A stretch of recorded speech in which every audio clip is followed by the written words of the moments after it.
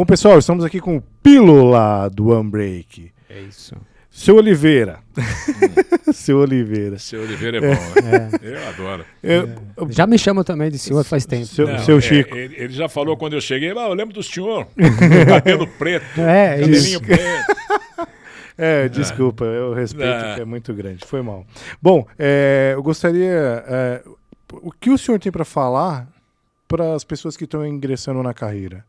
Né, que estão aí, que gostaria, né, Chicão, de ser narrador, comentarista, de entrar para o mundo da televisão, da comunicação. Esportivo, né? Em termos de jornalismo esportivo, o que eu posso dizer? Primeiro que, se for uma pessoa que tem ambições de narrar, de comentar, enfim, de atuar com o microfone na mão, eu acho que a boa escola ainda continua sendo o rádio. Sim. Primeiro passo que tem que ser dado, se for possível, antes de chegar à televisão, é uma passagem pelo rádio. O rádio sempre foi, e continuará sendo uma grande escola, principalmente para aqueles que vão a campo, né, fazer reportagem, com entradas ao vivo. Isso mexe com a capacidade, ajuda a desenvolver a capacidade de improvisação de qualquer profissional.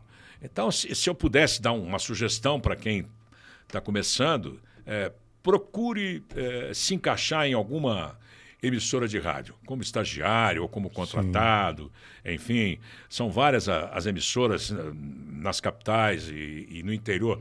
O interior é sempre um bom lugar para começar, né? Porque não há tanta cobrança. Concorrência também, né? E eu, quando comecei, já contei isso aqui, eu passei por várias etapas no rádio. Fui até repórter policial, um negócio que eu odeio, né? Detesto, mas num determinado momento lá não tinha quem fizesse, lá fui para a delegacia e me vi às voltas lá com BO, com aquela linguagem policial para destrinchar aquilo, foi um drama.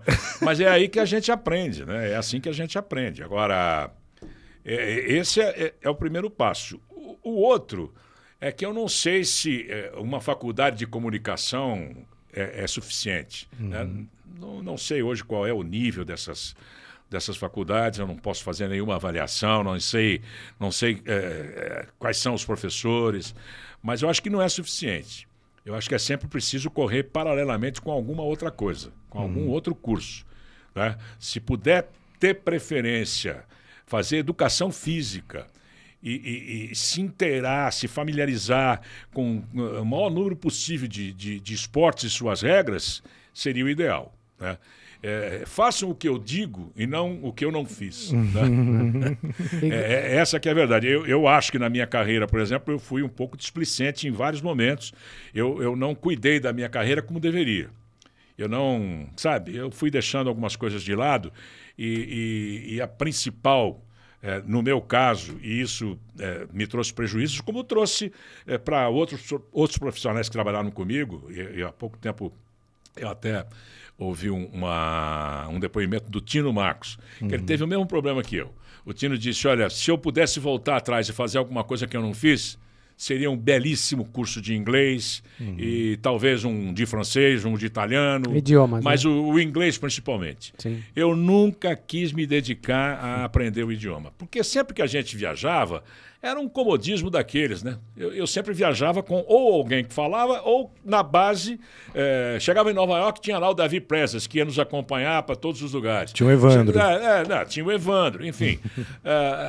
Então, uma coisa assim de comodismo mesmo, de preguiça. E isso faz uma falta, olha, para quem vai seguir carreira, principalmente repórter, que vai estar ali no campo, vai estar no autódromo. Isso faz uma diferença, né? Nada como você chegar num autódromo e poder conviver com jornalistas de outros países, né? Trocar uma figurinha, buscar informações.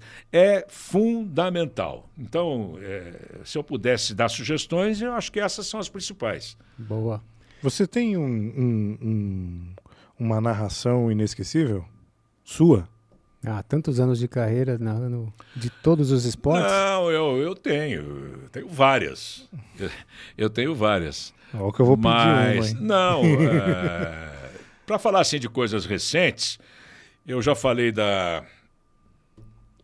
na nossa conversa anterior, eu falei da Olimpíada de Londres. E a medalha de ouro do vôlei feminino foi um momento que mexeu muito comigo, né? Por causa do Zé Roberto Guimarães, que é um cara que eu tenho por ele assim, uma profunda admiração, pelo que ele conseguiu tirar daquelas atletas, daquelas meninas verdadeiras guerreiras, e está ali fazendo o jogo, né? Tendo, não ao meu lado, porque ele ficou em off-tube, mas estava lá em Londres, o Marcelo Negrão, que foi o homem que fez o ponto daquela conquista, né? O ponto final daquela conquista em Barcelona, que é um amigão, um grande exemplo que eu tenho de atleta. Foi um momento muito especial, muito especial. E mais recentemente também, vou falar de Roland Garros, né? Quem é que não se emociona com o jogo do Nadal, né? Sim. Com uma conquista do Rafael Nadal naquele saibro sagrado lá de Roland Garros. Foi demais. Muito foi bom. Demais.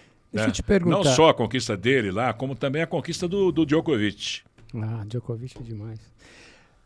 Anos de carreira e sucesso, e ainda trabalhando, você tem algum sonho ainda que você gostaria de realizar ou não? Profissionalmente? Na vida, nem só profissionalmente. Profissionalmente, o que vier agora é lucro, né? E na vida tem algo? Veja bem, trabalhei 15 anos na ordem de televisão do país. Hoje eu trabalho numa grande rede também, que é a Bandeirantes, né? O Band Esportes e a Band são duas emissoras importantíssimas. Trabalhei no rádio, na Jovem Pan, em épocas em que a Pan liderava a audiência, uma super emissora com um grande patrão. Então, profissionalmente, realmente o que vier é lucro. Eu já fiz Olimpíada, fiz Copa do Mundo. E tênis, por exemplo, uma coisa que eu em 15 anos de Globo nunca tinha feito. Até porque a Globo não fazia tênis, né? Sim.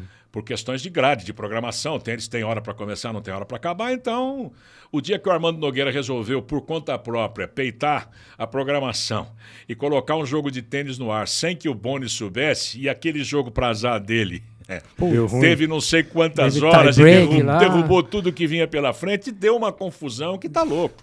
Então, eu nunca tinha feito tênis.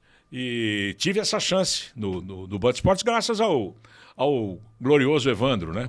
Fomos a Roland Garros. Eu comecei praticamente, não que eu não conhecesse, eu comecei fazendo, ali foi a minha primeira grande cobertura de um torneio de tênis, e estrear logo em Roland Garros. Deu aquele friozinho na barriga, mesmo experiente. Viajando para Paris, sendo obrigado a andar quilômetros a pé todos os dias. Mas melhor andar a pé lá do que em Campinas, em Bragança Paulista. Culpa do nosso amigo. Evandro. É isso aí, muito obrigado, viu? Eu que agradeço, um abraço. Valeu, obrigado.